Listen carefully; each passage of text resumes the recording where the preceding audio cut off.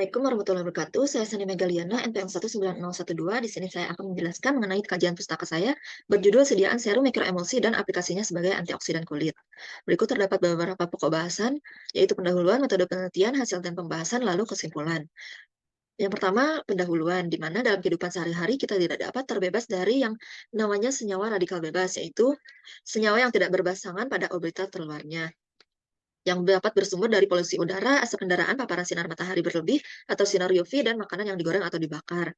Di mana apabila jumlah radikal ini berlebih dapat menyebabkan kerusakan oksidatif, terutama pada kulit wajah yang cenderung tidak tertutupi dan langsung terpapar oleh faktor radikal bebas sehingga dapat memberikan permasalahan kulit seperti kulit kering, penuaan, dan muncul bintik-bintik hitam. Oleh karena itu, dibutuhkannya antioksidan agar menekan si radikal bebas. Salah satunya terdapat pada serum berbasis mikroemulsi yang dapat memiliki kemampuan menembus kulit lebih dalam sehingga dapat mengenakan sel aktif ke dalam kulit. Selanjutnya terdapat rumusan masalah dan tujuan penelitian, yaitu bagaimana laju penetrasi sediaan mikroemulsi pada kulit dan bagaimana aktivitas antioksidan pada sediaan mikroemulsi.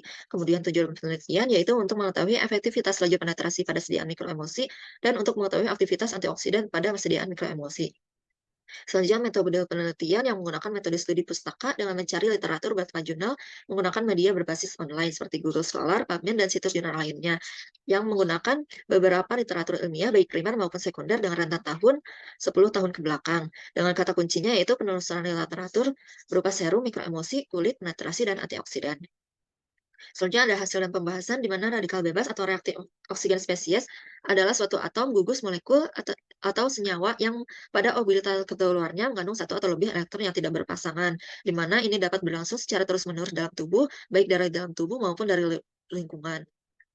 Dan terdapat beberapa tahapan mekanisme reaksi radikal bebas, yaitu tahap inisiasi pemutusan ikatan senyawa akibat paparan radikal bebas yang menjadikannya senyawa reaktif atau radikal. Kemudian ada tahap propagasi, senyawa reaktif beraksi dengan molekul stabil menghasilkan senyawa reaktif lain.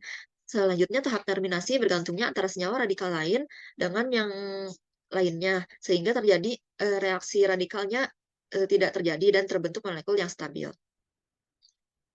Senyawa radikal bebas dapat bersumber dari salah satunya yaitu sinar matahari berlebih atau sinar UV yang sering menjadi sasaran bagi kulit wajah, yang terutama terkena paparan sinar matahari yang membuat masalah pada kulit, seperti salah satunya yaitu penuaan, di mana kulit yang terpapar sinar UV akan membentuk reaksi radikal. Kemudian senyawa radikal akan berubah menjadi faktor penumbuhan beta dan menurunkan produksi kolagen dan meningkatkan produksi elastin yang dapat membuat kulit menjadi mengalami penuaan seperti eh, kering, hitam, dan lain-lain, berkerut. Kemudian mikroemulsi ini cairan transparan yang stabil secara termodinamis pada sistem minyak dan air, yang biasanya distabilkan oleh surfaktan dan kosurfaktan, di mana surfaktan berguna untuk menurunkan tekanan permukaan, sedangkan kosurfaktan akan menembus dalam lapisan film surfaktan dan berdistribusi ke fase minyak air membentuk mikroemulsi yang stabil. Kemampuan mikroemosi ini dalam meningkatkan penetrasi dapat dikaitkan dengan masing-masing eksipien seperti jenis campuran surfaktan dan kesurfaktan yang dimakan, serta rasio keduanya. Komposisi fase minyak dan peningkat penetrasi lainnya yang terdapat pada formula dapat berdifusi ke dalam permukaan kulit dan mempengaruhi profil penetrasi kulit suatu produk obat. Berikut pengaruh perbedaan bentuk sediaan antara mikroemulsi gel dan gel biasa, yaitu dari ekstrak daun kelor yang diuji berdasarkan ukuran partikel, fluks pelepasan, dan aktivitas antioksidan dari berbagai sumber jurnal terkait. Dari tabel di atas dapat diketahui bahwa besarnya ukuran partikel pada sediaan dapat mempengaruhi tingkat pelepasan serta aktivitas antioksidan sediaan tersebut. Pada penelitian Atika terlihat bahwa mikroemulsi gel lebih besar melepaskan zat aktif daripada gel biasa.